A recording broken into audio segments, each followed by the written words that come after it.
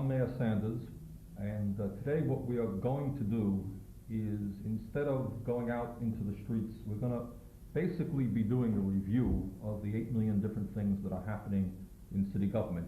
Generally speaking, I like to use this program to go out, interview people who are working on special projects, and do a wide variety of things, but there is so much going on now that I think it would be effective and worthwhile if we just concentrated on those things right now.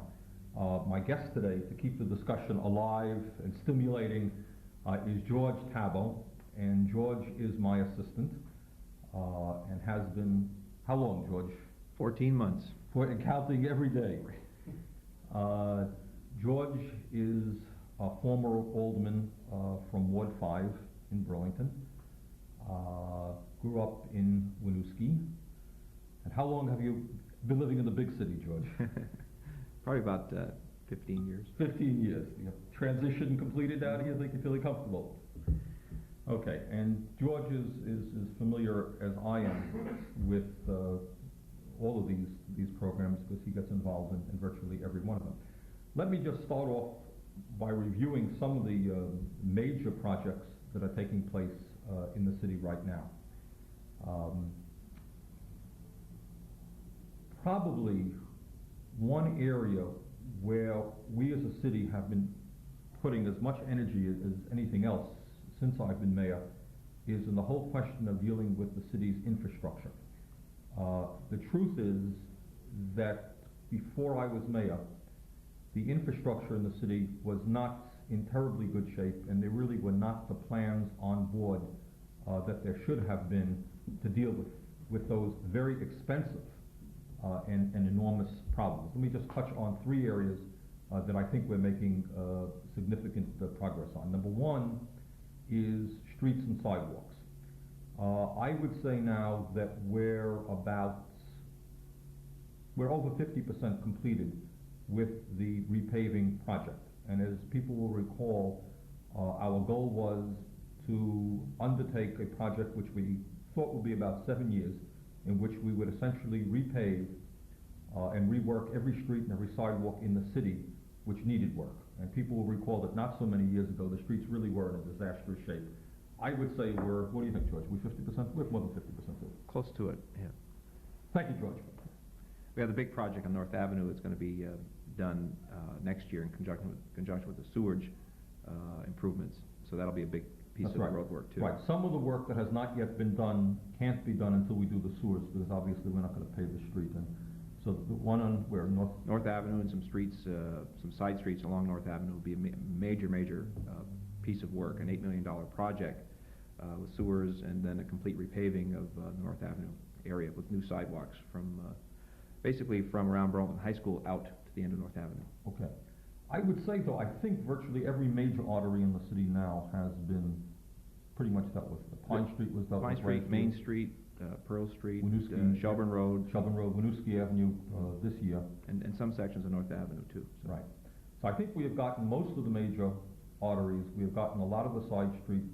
We have done tremendous amounts of sidewalk repaving, all of it done to make it handicapped accessible. So I think we are making some real progress in that area. The second area of major infrastructural concern, if you like, is the solid waste problem, which deals with the landfill. I think everybody knows that up until a few years ago, at least, our landfill was not being run as well as it might have been. And I think we can say that since Public Works was formed, we now have that situation pretty well under control. The landfill now, I think, and from what people tell me, state people tell me, is being run as well as any landfill in the state. And more importantly, we are in the process of phasing it out. And the estimate is what, between 12 months and... About the middle of 1989 would be the end close date. Okay, so there's some option there, and as I think many people know, the city is now looking at a couple of options as to where the new landfill will be. It will not be in the city of Burlington. It looks like we'll be working in a partnership with the towns in the Moyle County for a landfill in Hyde Park, I believe. Is it Morrisville or? Hyde Park. Hyde Park, right. Or else doing something with communities here in Chittenden County. But we will be out of the landfill in a year and a half. And in fact, just this week, we announced to me what is just a very exciting project uh, through which the landfill will be converted into a very, very beautiful public park. And what we have there is 25 acres of land that for the last 30 years or so has been a landfill. And the thoughts are now to be making it into a major inner city park, which to me is really exciting, because you're going from something which has been an eyesore to something which will be really a major improvement, I think, to the community.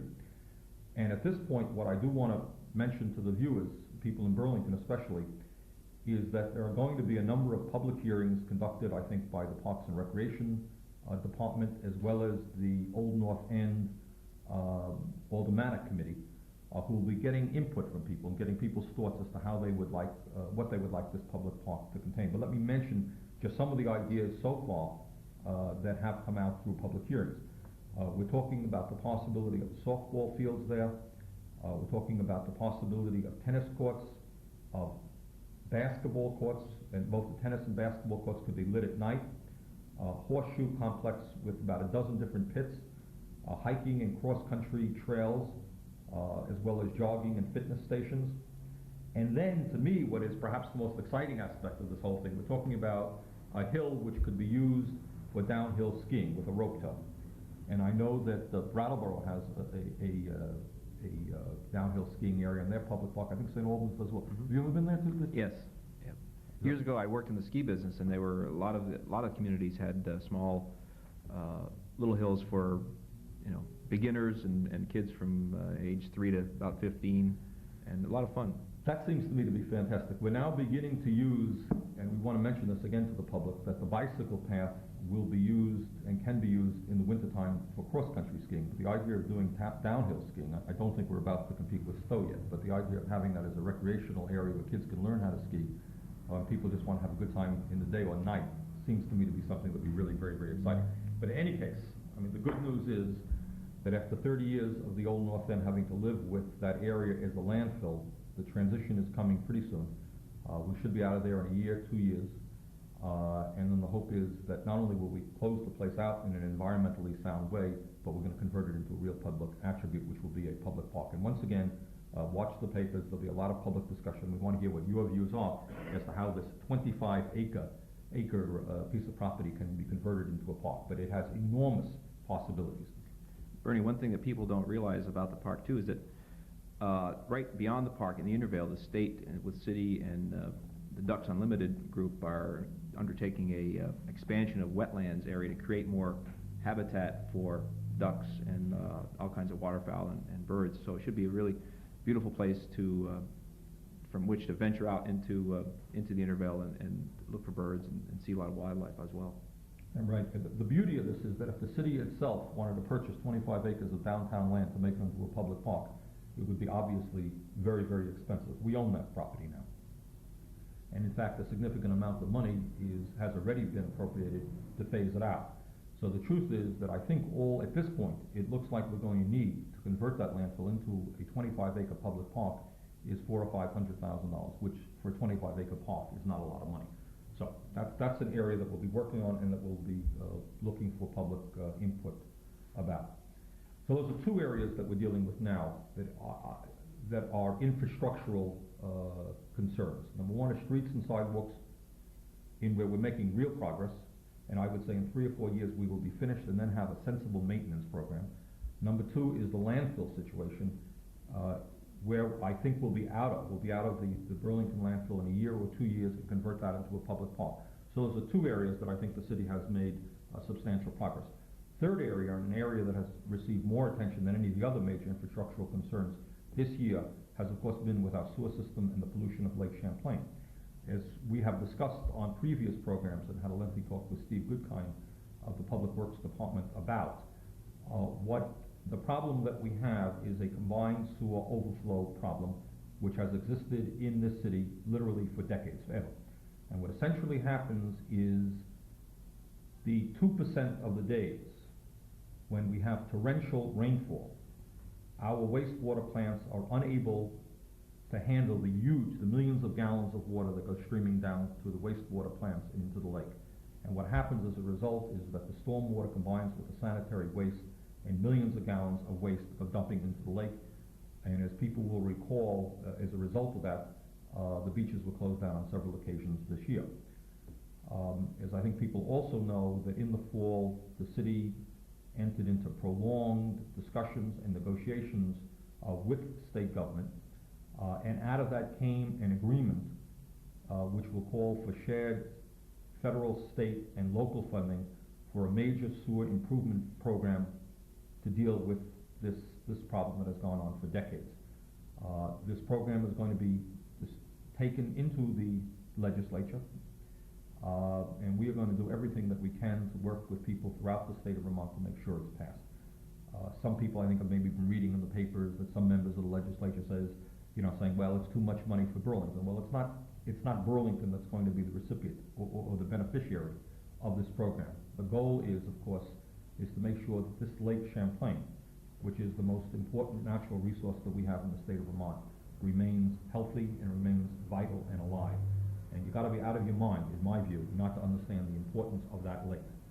And everybody, I think, who has any understanding of the enormous expense of major environmental projects knows that it has to be a shared project between the federal, state, and local government. That's the way it has always been. That's the way it really is going to have to be. And we're looking for widespread support, and we're optimistic that working with state government on this, we're going to get it through the legislature, and that next year we're going to see significant work beginning, so that within a few years, this problem, which has existed in this city forever, for decades, will once and for all be solved. And anything you wanted to add on that, George? No. Okay. So those are the three major areas in terms of infrastructural work that's going on.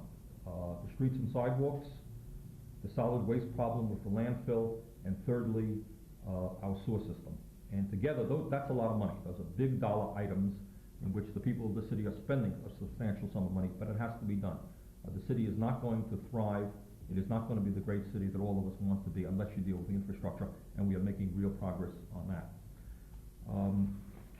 Also, I hope that as the snow begins to fly, people are aware of the snow and ice removal plan published by the Public Works Department. I hope it went out with the Free Press, and it's a very good discussion of what the city is doing in terms of snow removal. And if people would like a copy of it, they could simply write to my office or to the Public Works Department, and we'll be happy to send it to you. But it's a pretty good detailed plan of how we intend to deal with snow removal. And in my view, and we had a couple of weeks ago, we had Brian Osborne, who's head of the street department, on this program. There's no question in my mind that as a result of the recent acquisition of new equipment, we have some of the best equipment available now to deal with snow removal from sidewalks and streets. But as a result of that effort, and as a result of a good plan and a motivated crew, we have guys who are really hardworking, good people, we're going to be on top of the snow situation this year.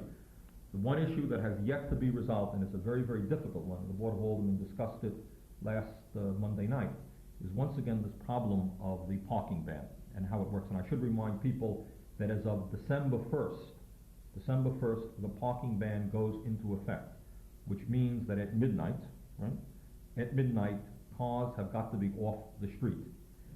And as people will recall, several years ago we altered that plan because I and a number of members of the Board of Aldermen had concerns with why do cars have to get off the street at night if it is not going to snow. We're going to have nights, they're going to be 45, 50 degrees, the stars are going to be out, it's beautiful, and people are going to be forced to get their cars off the street. And several years ago, you'll recall, we did an experiment by which we only got cars off the street when we called a snow emergency. There were problems with that plan, essentially having to do that, especially in late winter, people were not getting their cars off the street. But we have not yet solved that problem. And we have gone back to the old plan now, which means that every night cars have got to be off the street so the plows can do their job. It is not the best situation, because it does mean that on occasion people are going to be having to get their cars off when the snow is not there. And we are looking for alternatives. It's not as easy as people might think, but that's the situation that we're in now. Anything you want to add on that, Joe? Well, I think one thing for people in the downtown area, there are 300 spaces in the municipal garage that are available to people either at free or for $15 a month, depending on the time that they want to use them at night, and they would have to get them out in the morning, but it's a nice option for people in the downtown area Right. to take And advantage if my of. recollection is correct, and we'll have more to say about this in the next few days, my recollection is correct, if people get their cars in there late and get them out early, actually it's free. It is free. Okay. Right. Now, the point there is we want to, everything being equal, to make it as easy as possible for people to get their cars off the street. Because we know that for some people, this is a real problem, and so we're working on that one. While we're on the issue of public works, I think those people who follow local politics and city government will know that there has been a debate that has gone on actually in the city for a mere 17 years. Actually, Sam Levin, who's the alderman from Ward 4, was mentioning to me last month that he participated in this discussion something like 17 years ago. And some people say that city government doesn't move quickly. I don't know how they could say that. But and this issue has to deal with whether or not city government runs more efficiently and effectively if you have smaller separate departments, or whether or not you merge. And I think, as most people in Burlington know, in the last couple of years we have made a number of mergers. We have merged the traffic department and the street department and the wastewater department into one department, which is now the Public Works Department. And I think virtually all the members of the Board of Aldermen are in agreement that that has worked effectively and cost effectively and efficiently. The issue now is whether do we proceed with more merger or do we not. And I think actually on Monday night, which will be the day before this program is aired, the Board of Aldermen will be discussing the merger of the Parks Department into Public Works and the Water Department into Public Works. I support that merger. I think essentially, if you have merger, you will have the Public Works Department having the opportunity to better utilize its manpower and its womanpower, its people power, in the sense that if you have a snowstorm, obviously you want your resources to go to getting snow off the street. If in the summertime you have thousands of people in our city parks, you're going to want to pay more attention to that. And if you can utilize your manpower to deal with the problems of the day, rather than having 5 different departments marching along, each in its own separate path, I think you'll get a more cost-effective operation. I think it will also be more cost-effective in the utilization not only of the people that we have, but of the equipment that we have. Sometimes I think we're overlapping. The street department will have equipment that in fact could be used by the water department. The water department will have equipment that could be used by the parks department. And if you have a merger, I think you can get better utilization out of those resources. One of the areas, though, that we want to maintain a separate identity is in the area of recreation. It is not our thought to merge recreational aspects of the Parks Department into the Public Works, because we think recreation really is a type of program which should involve parents and children, and elderly people. Those people who benefit from recreation are those people who should help us make the decisions. And I don't see the need to merge them into the Public Works Department. I think they should have their own identity, and that's the program that we've brought forth to the Board of Aldermen. Stay tuned for the meeting on Monday night to see what the board does on that. I should tell you that at this point, generally speaking, it's up in the air, and we'll see what will happen. There is an issue that I have been working on for a number of years, as well as the Vermont League of Cities and Towns, which will be coming up this session of the legislature, and I think getting a lot of discussion and a lot of play, and that deals with the concept of home rule. I think, as many viewers know, I and many of us here in Burlington have been extremely unhappy in the last number of years with the fact that on numerous occasions the people of the city of Burlington have voted for charter changes, a variety of charter changes that they felt was in the best interest of this city. In some cases, they voted for these charter changes overwhelmingly. Most of the charter changes had to deal with breaking our dependence upon the regressive and unfair property tax and developing methods of raising revenue which were fairer and more progressive. And we keep passing these things, and we go down to Montpelier, and on the current law, the state legislature has to vote for our charter changes, whether or not they know anything about the particular needs of Burlington. And time after time, the Vermont state legislature has voted down changes that we have brought about to our own charter. Last year, for example, the people of Burlington voted for a real estate speculation tax as an effort to try to control real estate speculation and trying to keep rents affordable in the city. And the legislature said, no, you can't do it. We have voted in the past to have a rooms and meals tax so that those people who come into our city to utilize our facilities will be able to pay something for the maintenance of the services that they receive.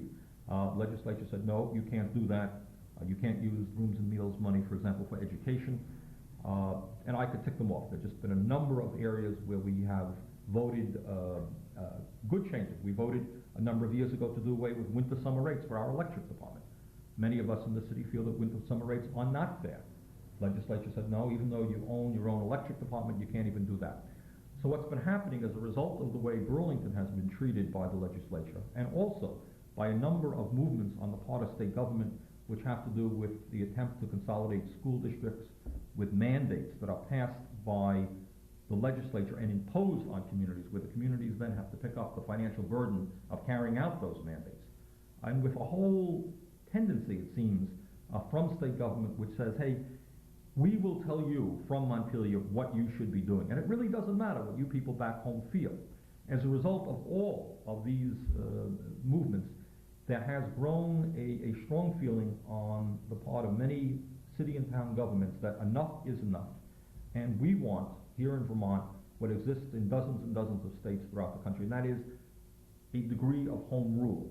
And what home rule means is that, and it varies from state to state, but essentially what it means is that everything being equal, the people of a community, the people of a city, the people of a town, have a right to make decisions for their own community on local issues without interference from state government, if of course what they do is constitutional and not in violation of state law. George, you want to add anything? No, I think when I was an alderman, I think I was campaigning for one of the more significant charter changes that got defeated, which was the add-on to the rooms and meals tax to fund education. And I found a lot of people very supportive of that, especially senior citizens who had living on fixed incomes and seeing their property taxes go up through reappraisal, really looking for an alternative, and it was very frustrating to have that one defeated. Yeah, I'm not sure that everybody understands that in fact, in the state of Vermont, local government really doesn't have a whole heck of a lot of power. My view from the day that I was elected to today is that the property tax is an extremely regressive and stupid form of taxation for education and municipal services. There are a dozen ways that are fairer to raise money. And in Burlington, we have led the state in a wide variety of ways. We now have, for example, a classification system in place in Burlington, and we were the first community in the state to do this, and in fact, the only community. I guess Winooski followed us, but just our two communities, which now taxes commercial and industrial property at a higher rate than plain residential property, and that makes a lot of sense to me, because they're using their property to make money rather than simply as a place to live. We have a gross receipts tax now in Burlington on hotels and restaurants of 1%, which begins to bring in some revenue. And while we have a long, long way to go, in fact, an enormous struggle in front of us to deal with the whole issue of tax-exempt property, we have made a fraction of an inch gain in dealing with the University of Vermont. We now receive, as a result of discussions last year, some money from them for fire fees. But that whole issue of how you deal with tax-exempt institutions is also a very important issue for Burlington and for many communities around the state. So I think in terms of a concern that the Vermont League of Cities and Towns has, and many communities around the state, you're going to see a lot of action dealing with a constitutional change which would provide communities in the state of Vermont with home rule. And it's especially important because there is a myth which exists in Vermont that town meeting is important, or town meetings are significant, and we have a lot of local democracy, when really the truth of the matter is just the opposite. This state, almost more than any other state, has given very little autonomy for local government, and that's an issue where I will be speaking out on, as well as many other local officials. Another issue, as we head toward the legislative session, where I will be active, and it's an issue that affects, of course, Burlington, but it affects every community in the state of Vermont, is the issue of health care. We have put together, as I think many viewers know, a mayoral task force on health care. People have done an outstanding job. There have been 5 public meetings. And essentially the problem is that for many of our people, our senior citizens, working people, low-income people, the cost of health care is just going off the roof. And this is not just a Vermont problem, it's a national problem. The task force has visited Canada on 2 occasions. As you know, Canada has a national health program which varies province by province, but essentially provides universal free health care to all of its people. In fact, throughout the entire world, there are only two countries, the United States and South Africa, which lack that type of program, and this is an issue that we will be doing a whole lot of discussion about. And I know George has been doing a lot of work on that. George, anything you want to add on the healthcare issue? Well, I think the task force is right now working on its final report, and we'll have a draft to circulate among the members, and perhaps ready in early January for distribution to the legislature, which is going to be dealing with a lot of health issues this session, according to all sources. So that hopefully it'll help them in their deliberations. Okay, just very briefly, we're running out of time. I want to touch on a couple of other issues that we are working on. We are working on the whole question of childcare. That is, again, an issue of national proportions, crisis situation nationally. I picked up in the paper just the other day, there was an article in the New York Times which suggests that finally the federal government, I suppose, is beginning to talk about providing money for states and localities. We've got to do something about childcare. The cost of childcare is very, very high. The average working family cannot afford to spend, 1/3 of their income that they make per week providing childcare for their kids. So there's a lot of discussion going on. We have a task force on that. We will have some recommendations. My guess is in 2 weeks to a month. But I want to see Burlington take the lead on that statewide, as well as perhaps even nationally. It's a serious problem. We intend to deal with it effectively. We have established, as I think people know, a program to get us into a sister city relationship with a city in the Soviet Union. Just the other day, last week, I was at a lovely function at Burlington High School in which the kids who had come back from a trip to the Soviet Union, some kids who were doing some concerts there, had just returned. And as you recall, the spring it was, I believe, young people from Leningrad had come to Vermont. They had put on a beautiful concert at Memorial Auditorium. So we're going to pick up on the excellent work done by people in Project Harmony and see if we can develop an ongoing exchange program. And in whatever various types of approaches, make contact with the people in the Soviet Union. My own view is that at a time when this world is spending probably $1 trillion a year on weaponry and ways to kill people, having people get to know each other on a face-to-face basis, on a human level, will go an enormous distance to breaking down the barriers of mistrust and hatred. You don't have to like people, but you have to understand them and know them. And I think the more we do that, the better and safer this world is going to be.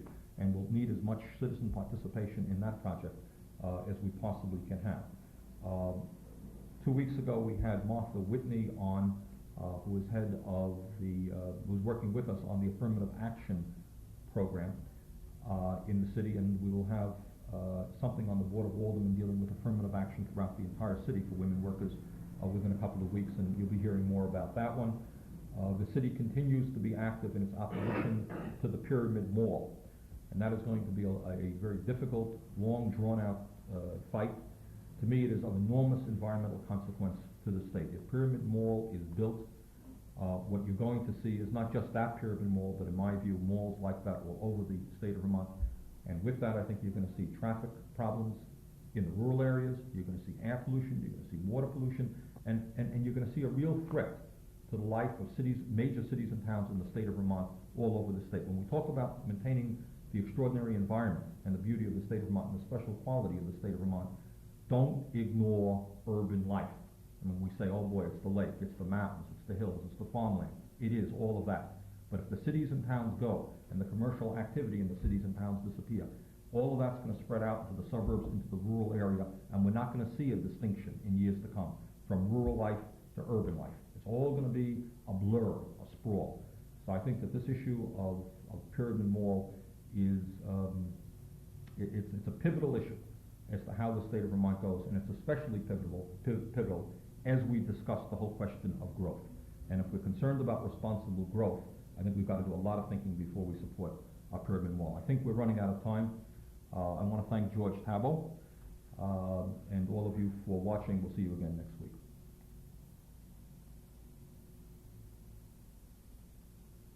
Okay. Oh, hey, great. Quickly. Yeah. It's good. Thanks, George. It was Fast. probably didn't look at but it was no, the presence was helpful. Yeah, good. I thought that didn't go too bad. Nope. float along. Lot of topic. Yeah, I mean, that's good, and I think once in a while, it's just good to review, what we're doing. Okay,